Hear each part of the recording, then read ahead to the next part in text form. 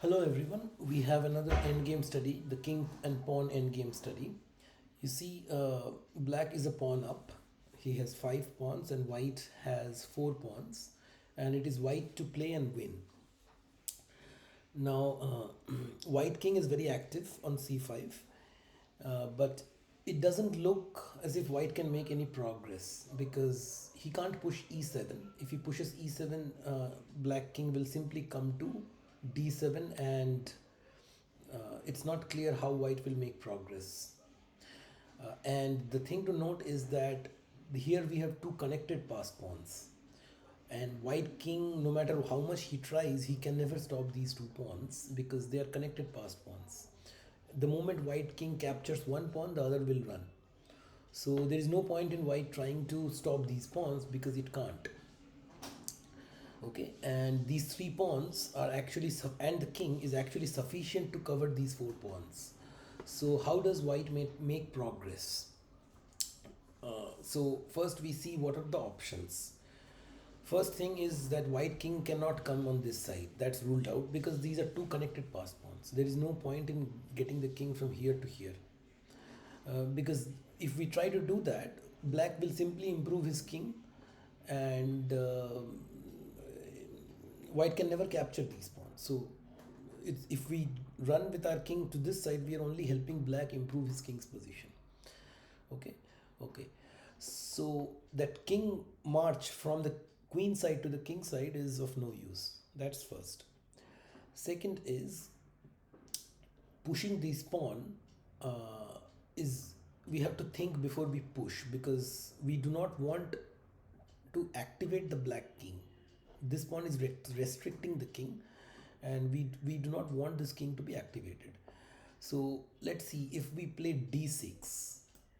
What happens if we play d6? Okay, he'll just take c takes d6, king takes d6, and king d8. Okay, and white can never win this. These 2 pawns will stop these 2 pawns, and it's very difficult. I mean, white will even lose this game. Right, so that's not good. So d6 is not working. Let's see a6. What happens with a6? After a6, b takes a6. Now white wants to enter king c6. Okay, but black will not allow. He will play king d8. Now if you play e7, then king takes e7, king takes c7, g3, d6. Now very important, king f7, not pushing the pawn because you black will not allow the promotion with a check. So he will play king f7, d7, g2, and queen, and then queen. So although, I mean, white can give checks, but black can easily come out of checks, and this is most likely a draw. So a6 does not work. The reason a6 does not work is the king is going to d8. The king is going to d8, and we are not in time to stop this pawn and also promote with check. So our goal here is to promote with a check so that black does not have the time to promote his own pawn. We are it's a time matter. It's a matter of time. We cannot allow black the time to promote. Okay, so we have to promote with check and preserve time. That is of essence here. So let's look at b6. What happens with b6? Okay, now if c takes b6 is not possible because king d6.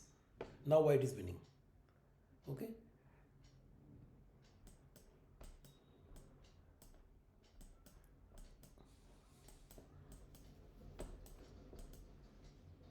game over.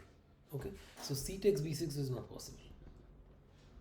After b6, we have to calculate a takes b6. Okay, a takes b6. Now what? A takes b6.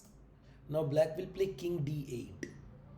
If he takes c takes b6, again we go to d6. So if we are able to go to d6 with this pawn on still on g4, white is winning.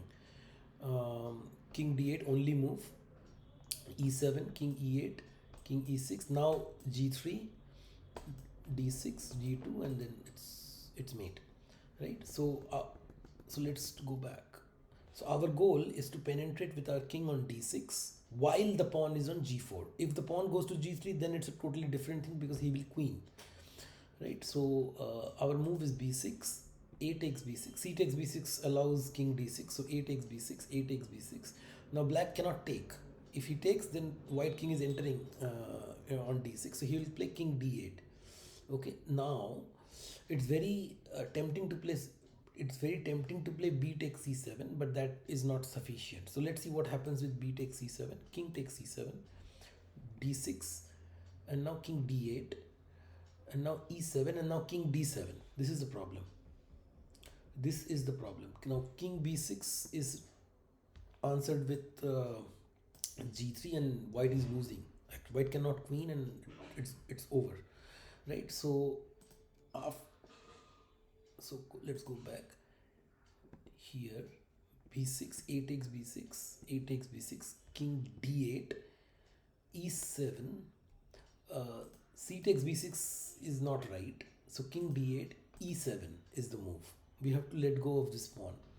Why we have to let go of this pawn? Because we want to promote this one. That's why we want to deflect the king, right? So b takes c7 is no good because the king will get access to the d7 square, and then it will blockade both the pawns. So we cannot play b takes c7. We will play e7.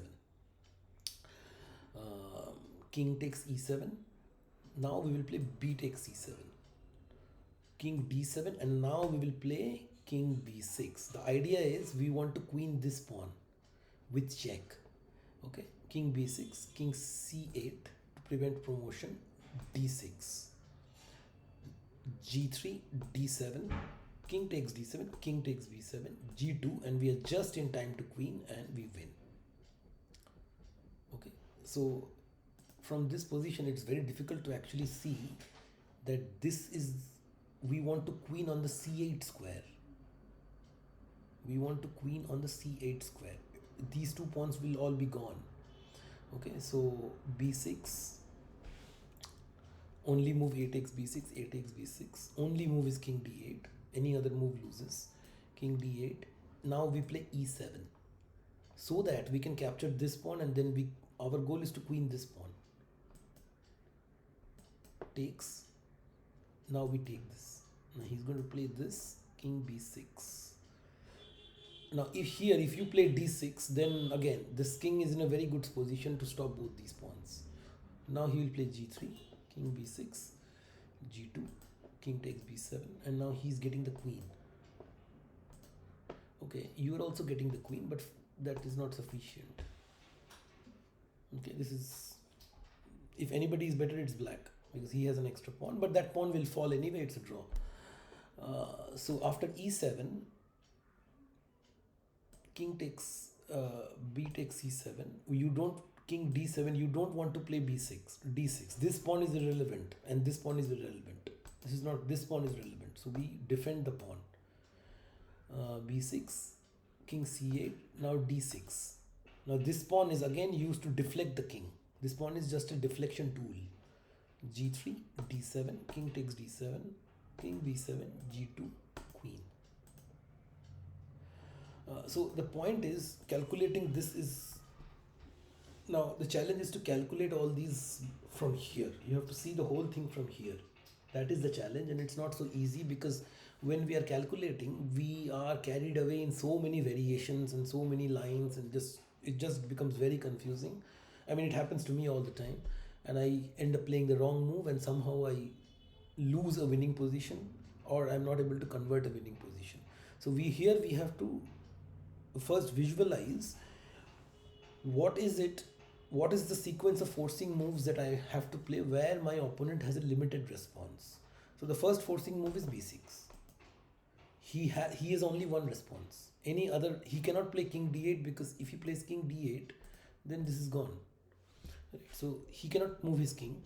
He cannot push his pawn, because I'm going to take here and queen. So he cannot take this because I'm going to d6, correct? So his only response is a takes b6. and he takes b6. Now his only response is king d8. Only one response. He doesn't have choices. If he plays c takes b6, again I am entering. Okay. So from here I have to see, after this his only response is to take. No, is to take, takes, and then king d8. King d8. So after he takes king d8, I'm going to deflect the king. And once the king is deflected, I'm going to take this pawn. And then I'm going to protect my pawn. And then I'm going to take this. And then I'm going to use this pawn. And again deflect the king. And then I'm going to queen. That's all I have to see from here. b6, forced, takes, forced, deflect, forced, takes, forced, takes, forced, gives, push. Then he will push, then I will take this, forced, take. This is what you have to see. It's actually easy to say this on a video, but it's actually very difficult to do it in an actual game. So when you are playing an actual game, you have to calculate that forced line, which is giving you an advantage. So I'll play it one last time. b6, this is forced, takes, this is forced, and then e7, this is forced. I mean, this is not forced. You can play king d7, but then if he plays king d7, then I'm going to take this. Now he can't stop any of these pawns. It doesn't matter what he does. If he does this, I will queen this, force him to capture, and then I will queen this, and vice versa. So then this is forced actually, and then I'm going to take this. King d7 is forced, and king b6, not d6, king b6. Now forcing him to go to c8, and now this, and now the rest is easy.